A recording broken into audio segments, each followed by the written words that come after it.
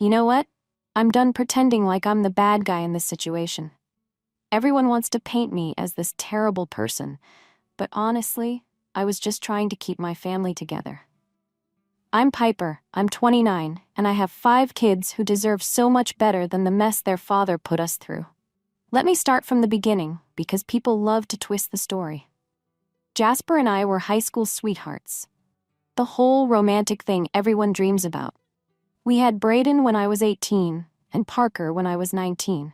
Yeah, we were young, but we were making it work until Jasper decided his career was more important than his family. This man was constantly at work, always talking about providing, but never actually being present. I spent my early 20s basically raising 2 babies alone while he climbed some corporate ladder at his tech company. Don't get me wrong, the money was nice, but what's the point of financial security when your husband treats you like you're invisible? I was drowning, and he didn't even notice. That's when I met Marcus at my part-time job.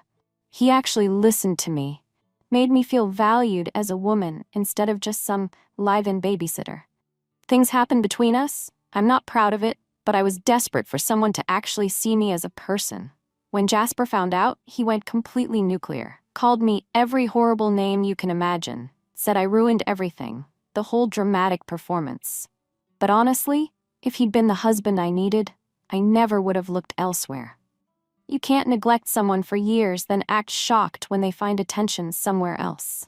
We tried counseling briefly, but Jasper was so bitter and angry. He couldn't move past what happened, kept bringing it up every single conversation. I apologized, I really did, but he wanted me to grovel forever. That's not healthy for anyone, especially the kids watching their parents tear each other apart. So we divorced when Parker was barely 2. Jasper fought for split custody like he was some devoted father, which was hilarious considering he'd barely been involved when we were married. Suddenly he's father of the year because we're divorced? The irony was incredible. After the divorce, I was struggling hard. Single mom with 2 little boys, working part-time, barely keeping our heads above water, while Jasper got to play weekend dad and look like the hero. That's when Marcus stepped up, temporarily. We had Landon together, and for a few months I thought maybe we could build something real. But Marcus bailed the second things got difficult. The minute Landon started having those sleepless newborn nights, and we were both exhausted, he was gone. Completely disappeared, leaving me with 3 kids under 5 and no support system. Here's what really bothered me. Jasper would pick up Brayden and Parker for his weekends and completely ignore Landon. Not even a hello to this sweet little boy who just wanted attention from a male figure. I'm watching Landon wonder why his big brothers get to go have fun while he stays home, and Jasper acts like he doesn't exist. I tried talking to Jasper about it, explaining how confusing it was for the kids to be separated like that. Landon saw Brayden and Parker as his brothers, didn't understand why he couldn't come along sometimes. But Jasper was ice cold about it. He's not my responsibility, he'd say, like Landon was some random kid instead of his son's little brother. That's when I met Derek. He seemed different, more mature, talked about wanting to build a blended family, said kids need stability regardless of biology. I thought, finally, here's a man who gets it. We moved in together after 8 months, and I got pregnant with Skylar pretty quickly. Derek was excited about the baby initially, talking about our beautiful mixed family. But once Skylar was born, his true colors showed. He was great with his biological daughter, but treated my older 3 like burdens. He'd get annoyed when they made noise, complained about expenses, started making comments about how costly it was having so many kids. When Skylar was 2, Derek decided he needed to find himself, and moved out. Just like that, I had 4 kids under 8 and was back to square one. I was at my absolute lowest when I met Calvin. He works in construction, makes decent money, seemed genuinely interested in being a father figure to all my kids. We got married pretty quickly, maybe too fast, but I needed stability for my children. Calvin had this provider mindset which I appreciated, though his income wasn't nearly what Jasper makes in tech. Here's what really burns me up. Jasper takes his 2 boys on these elaborate outings. Theme parks, expensive restaurants, weekend trips, you name it. Meanwhile, My other 3 kids have to sit home and watch their brothers come back with souvenirs and stories about all the fun they had. Do you know how that feels as a mother? Watching 3 of your children feel like they're not good enough, not worthy of the same experiences? These kids all live in the same house. They're siblings in every way that matters. Landon calls Braden and Parker his brothers, not half-brothers. Skylar follows them around like a puppy. My youngest, with Calvin, Amelia, adores her big brothers. I started suggesting to Jasper that maybe he could include the other kids occasionally. Not all the time, just sometimes. But he acted like I was asking him to donate a kidney. "They're not my kids, Piper," he'd say, like that settled everything. As if being a decent human being was too much to ask. I tried explaining our financial reality. Calvin's job pays bills, but there's not much left for extras. Jasper spends more on one outing than we spend on groceries in a month. Meanwhile, Landon's birthday comes and goes with a homemade cake and dollar store toy, because that's what we can afford. The worst part was how it affected all the kids. Braden and Parker started feeling guilty about their special outings. They'd come home and hide their new toys or lie about where they went. I had to tell them it was okay to enjoy time with their father. But inside, I was furious that Jasper was creating this division in my family. I started timing my requests better. When it was Landon's birthday, I'd mention maybe this would be a good weekend to include him. When Skylar was crying because her brothers got to go somewhere fun, I'd text Jasper explaining how left out she felt. I wasn't manipulating. I was trying to keep my family emotionally intact. But Jasper stayed stubborn, making grand statements about boundaries and not being responsible for my choices. Easy for him to say when he gets to be the fun weekend dad, while I deal with the emotional fallout from his exclusion every single day. The breaking point came during Parker's 10th birthday. Jasper planned this huge weekend trip to some resort with water slides and arcade games. I asked if maybe Landon could come since his birthday was 2 weeks later, and we couldn't afford anything like that. Jasper said no, gave me the same speech about boundaries. So I told Braden and Parker they couldn't go either. If their father couldn't treat all my children with basic decency, then none should benefit from his selfishness. The boys were upset, but I explained that families stick together. But Jasper showed up anyway and convinced the boys to come. He was undermining my parenting, confusing my children, making me look like the bad guy for trying to keep my family united. When they came back with bags full of souvenirs, I lost it. My other 3 kids were watching their brothers show off their weekend haul. Amelia started crying because she wanted water slides too.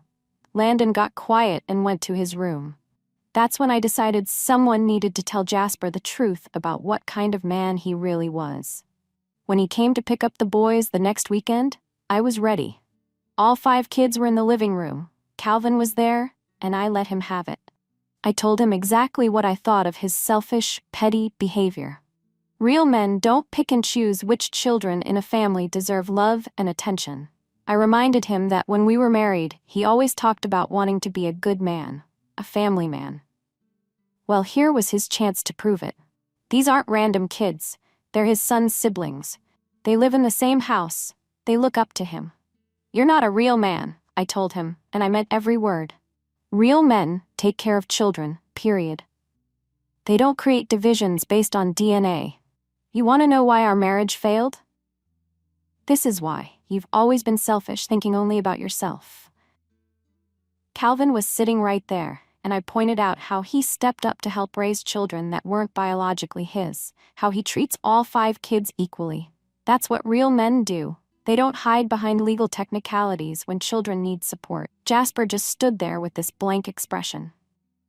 Then he said something about how my choices have consequences, and he's not responsible for fixing my problems. These aren't problems. These are children. His son's siblings. I told him he was pathetic, that maybe if he'd been more of a man during our marriage, I wouldn't have had to look elsewhere. The kids were getting upset, but sometimes they need to hear the truth about the adults in their lives. That was the last real conversation we had. 3 weeks later, he still wasn't returning my calls. At first, I figured Jasper was just throwing a tantrum like he used to during our marriage. I gave him time to cool off, expecting him to realize I was right, but days turned into weeks of complete silence. My calls went to voicemail, my texts got no response. Then he set up this co-parenting app and said all communication had to go through there, like we're strangers instead of two people who created children together. Everything became cold, formal messages about pickup times, no personal conversation, no acknowledgement of what I'd said. I tried different approaches. Had Braden call to ask why Daddy wasn't talking to Mommy. I coached him a little, told him to mention how sad Landon was about missing the resort trip, how Skylar keeps asking when she can go places with her brothers. But even that didn't work. I started reaching out to mutual friends, explaining how Jasper was refusing to communicate, creating artificial boundaries that were hurting the children. Most people agreed his behavior was petty and childish. My friend Rebecca was especially supportive. She has a blended family too, and couldn't believe Jasper was being so rigid. The situation got worse when Calvin lost his job. Construction work is unpredictable, and suddenly we went from struggling to crisis mode. I had to take extra shifts, which meant the kids were home alone more often. This was exactly when a decent co-parent would step up. Not necessarily financial responsibility for children that weren't his, but maybe show flexibility about helping with childcare, or include the other kids in activities so I could work without worrying about them feeling excluded. But when I reached out through the app explaining our situation and asking for temporary help, maybe take the boys an extra night so I could pick up shifts, his response was, "Not my problem." He said his child support was current, and that was his legal obligation. Legal obligation. That's how he talked about his own children, like a business transaction, instead of human beings needing support during difficult times. I tried explaining this wasn't about money, though money would help. It was about family solidarity. These kids were scared about Calvin being unemployed, worried about moving or changing schools. They needed stability from all adults in their lives. But Jasper became even more rigid. If I was 5 minutes late for pickup, he'd leave. If I asked to shift a weekend because of work, automatic no. He was punishing all of us for facing financial difficulties. The kids noticed their father's behavior change. Braden asked why Daddy seemed angry all the time. Parker started having nightmares, worried that Daddy would disappear like the other men in their siblings' lives. I made one last attempt, driving to his workplace and waiting in the parking lot. When he saw me, he actually tried walking the other direction like a child avoiding responsibility. I caught up and tried having a calm conversation about how his behavior was affecting all 5 children, including his own sons. I offered compromises, maybe include other kids in smaller activities, or work out a system where everyone got equal treatment over time. But he wouldn't even look at me while I talked. Kept checking his phone, looking around, acting like I was some crazy stalker instead of the mother of his children trying to solve a family problem. When I finished, he said, "I need you to stop contacting me outside the app," and walked away. The final straw came during Skylar's 7th birthday. We couldn't afford much, just a small party at home with some classmates. Calvin tried making it special with decorations and homemade cake, but you could see disappointment in her eyes comparing it to the elaborate celebrations her brothers got. That night, Skylar crawled into my lap asking why she couldn't have birthday parties like Braden and Parker. She wanted to know if it was because she wasn't good enough, if there was something wrong with her that made their daddy not love her too. I held my 7-year-old daughter while she cried about feeling less valuable than her brothers, and realized Jasper's selfishness was creating permanent emotional scars. This wasn't just about money or activities. This was about a little girl's self-worth, about a family's ability to stay united. That's when I decided if Jasper wanted to play hardball, I'd show everyone exactly what kind of man he really was. I started documenting everything more systematically. Every ignored call, every cold message, every expensive outing, just his boys went on while their siblings watched. I took photos of my other kids' disappointed faces, recorded conversations where they asked about the inequality. I reached out to people who knew Jasper, his mother, sister, mutual friends. I explained how he was creating divisions between siblings, how his behavior was causing real emotional harm. His mother was shocked, couldn't believe her son had become so cold. She promised to talk to him. But apparently when she brought it up, Jasper fed her some story about boundaries and manipulation, painting me as the unreasonable one. He'd become expert at playing victim. I started sharing more on social media about co-parenting challenges, not naming names but talking about how frustrating it is when one parent creates divisions between siblings, when financial inequality affects children's self-esteem. The response was overwhelming. So many parents shared similar stories, offering support and advice. Several commented about how important it is for all adults to step up regardless of legal obligations. But some mutual friends recognized the situation and started asking Jasper about it. Instead of reflecting and maybe making changes, he doubled down. Sent me an angry message about boundaries and not being manipulated, claiming I was trying to guilt him into taking responsibility for choices that weren't his. The breaking point came when Calvin got a job offer in Houston with a significant promotion and pay increase. When I mentioned possible relocation through the app, Jasper's response was immediate and vicious. He threatened to fight any move, claiming it was more evidence of my instability. But what happened next changed everything. Jasper filed for primary custody, claiming our living situation was unstable and not in their best interests. The legal papers painted me as an irresponsible mother who prioritized other children over his son's well-being. Reading his accusations was devastating. He claimed I was emotionally manipulating children by asking them to include siblings. He said my financial instability created unsafe environments. He suggested my social media validation seeking showed poor judgment. Every accusation was either a lie or twisted version of me trying to keep our family together. But I could see how it might look to a judge hearing only his version.